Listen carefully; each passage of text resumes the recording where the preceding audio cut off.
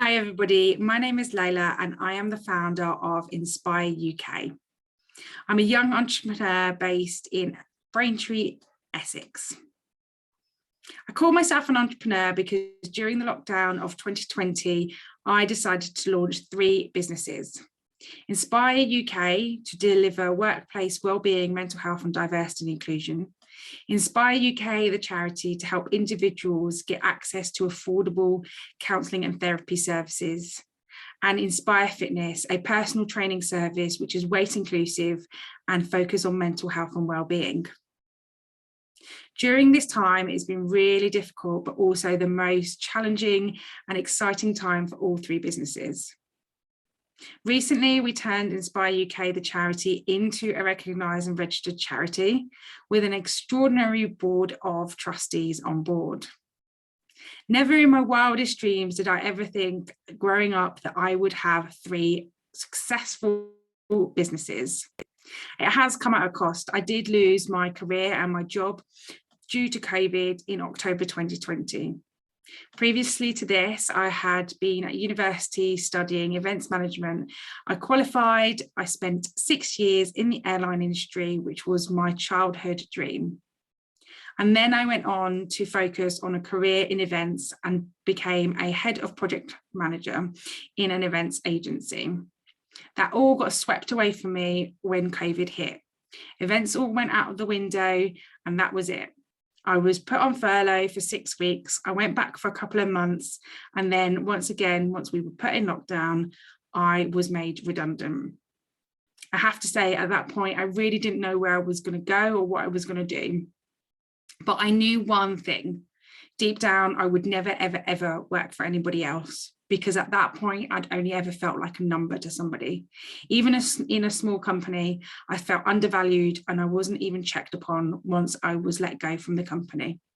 I was really hurt by this, but to move on, I decided to make a career for myself and a pathway as a young entrepreneur. My first career and my first job in an industry was working in the airline industry, an industry that I still absolutely love and adore. I spent 6 years at EasyJet as cabin crew, working with the most incredibly talented pilots and cabin crew. I learned so many skills working at EasyJet. It wasn't just being a trolley dolly. I was a communicator, I was a firefighter, I was a first aider, and sometimes even we knew how to pilot the plane. Not very well though, don't take me seriously on that. From there on, I decided that I needed to do something with my degree. I spent 6 months working in London, getting my feet on the ground, quite literally. I worked as a receptionist in London, and then from there, I got an amazing opportunity to work as a business service assistant in Stansted, back to where I belonged, but not in the airline industry, for a membership organisation. And then from there, I got another amazing opportunity to become a project manager of events. I never thought that I would do anything else but events. I thought I would work my way up and continue to do so until I was head of events at an agency. But then hit COVID, so that never happened. My day-to-day typical working day doesn't look like anybody else's. In the mornings, I have personal training clients. I have the afternoons basically off, or I tend to work on the charity or Inspire UK. And then in the evenings, I go back to being a personal trainer. I'm very fortunate that during COVID, we built a gym in my garage where clients are able to come, feel safe, secure, and I can teach them from there. So I don't really ever leave my home apart from when I'm walking the dog.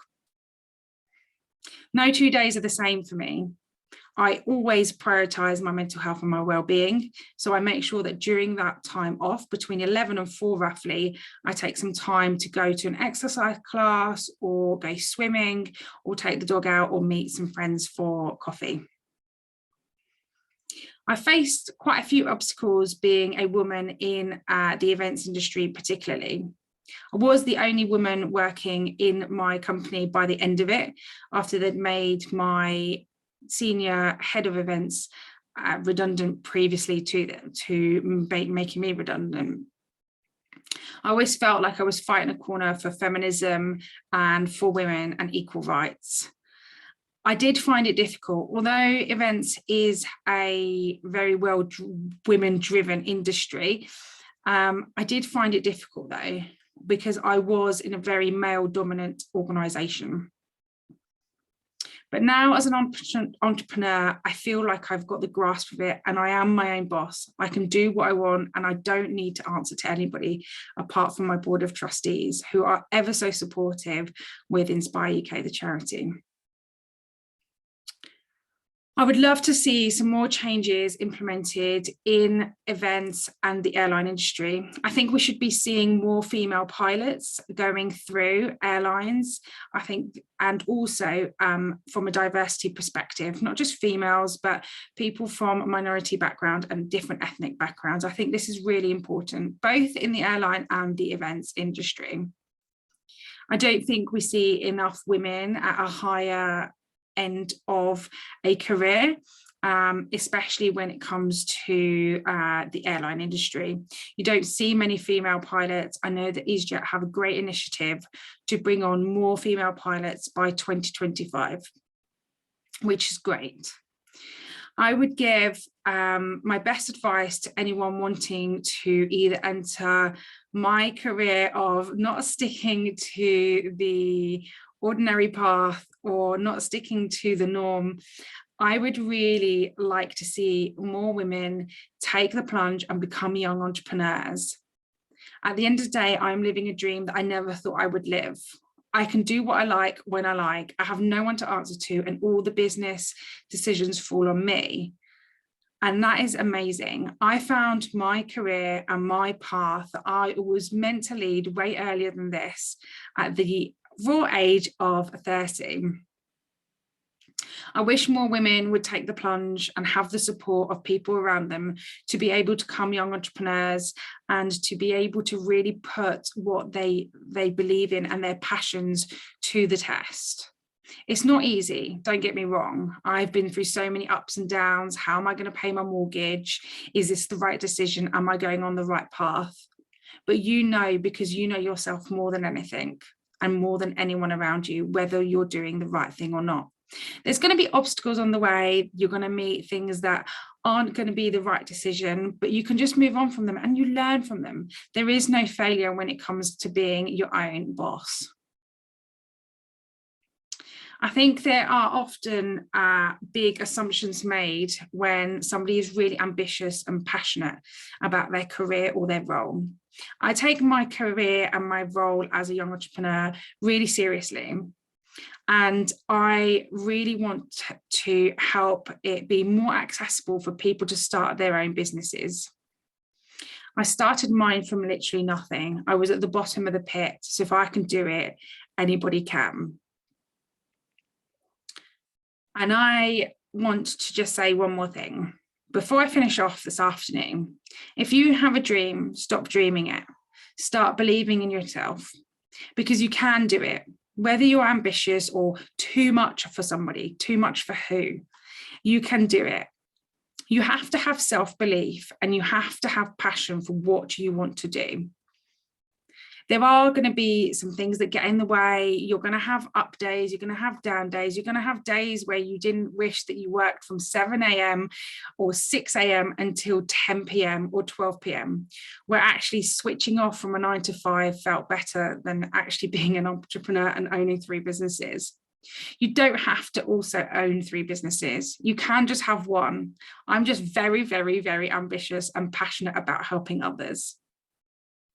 Don't worry about getting things wrong. Ask for help, network, get on LinkedIn and connect with everybody that you feel would really help you. That really helped me in the early stages. Connecting with others and asking for help is not a sign of weakness. It's a sign of strength. It's a sign that you want to learn. I wouldn't be here where I am today without the help of many, many, many people who have spent hours either on Zoom calls, on phone calls, just helping me. And it's only because I was bolshy enough to ask people for their help and ask them to be on my amazing board of trustees that I managed to get some incredible men and women to be part of something that I believed in. They invested in me because I believed in myself, which made them believe in me and my idea and my passion. If you're struggling and you don't know where to start, I would really, really recommend working through your best growth hubs in your local areas or finding out something similar that you might have and connecting with others through your councils. You're not just an ambitious woman, you are an extraordinary woman, and you have the power to change your future, and you can lead whatever life you want to lead as long as you believe in yourself. I hope that today's talk has inspired you, because at the end of the day, that's all I ever want to do. I want to help inspire, empower and educate as many women and as many young women as possible to take that leap, to believe in themselves and to take on the challenge of showing the world how ambitious women can be creative and can empower each other. Make sure you like and subscribe this video and make sure that you get involved with the Ambitious Women's LinkedIn page, and hopefully see you all very soon.